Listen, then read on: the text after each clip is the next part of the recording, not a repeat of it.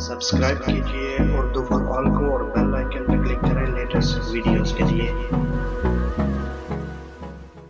अस्सलाम वालेकुम दोस्तों, आप उर्दू फॉर ऑल देख रहे हैं और मेरा नाम साकिब अब्बासी है। दोस्तों, क्या आपको मालूम है कि कस्तूरी कैसे पैदा हुई?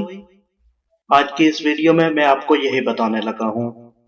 फ्रेंड, जब आदम अलैहिस्सलाम जमीन पर तशरीफ लाए तो जंगल के जानवर आपकी जियारत करने को आए। आप अलैहिस्सलाम हर जिन्स के जानवरों के लिए दुआ फरमाते, यहाँ तक कि हिरनियां भी आईं।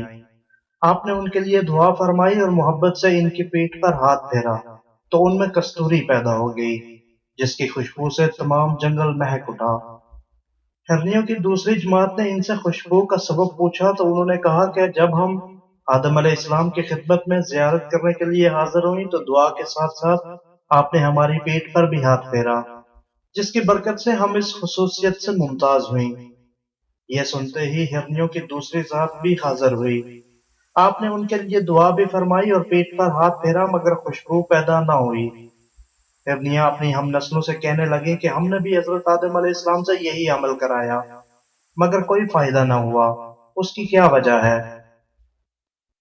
पहली जमात की हिरनियों ने कहा कि हमने आदम अलैहिस्सलाम की ज़ियारत अल्लाह की रजा की खातिर की थी।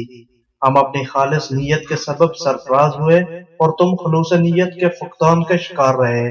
तो साबित हुआ कि हर काम अंजाम देने के लिए नीयत का अच्छा होना जरूरी है।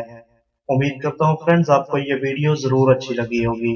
अगर वीडियो अच्छी लगी है तो इसे जरूर लाइक और शेयर कीजिए। अल्लाह हाफिज।